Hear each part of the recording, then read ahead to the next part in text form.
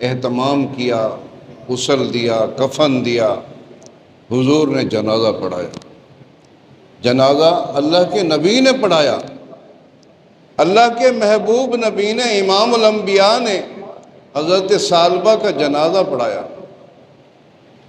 اور جب صحابہ کرام فرماتے ہیں کہ جب حضور جنازے کے لیے جا رہے تھے تو حضور کے قدم مبارک زمین پر نہیں لگ رہے تھے، آپ انگلیوں کے اوپر، یہ پاؤں والی انگلیوں پر چل رہے تھے۔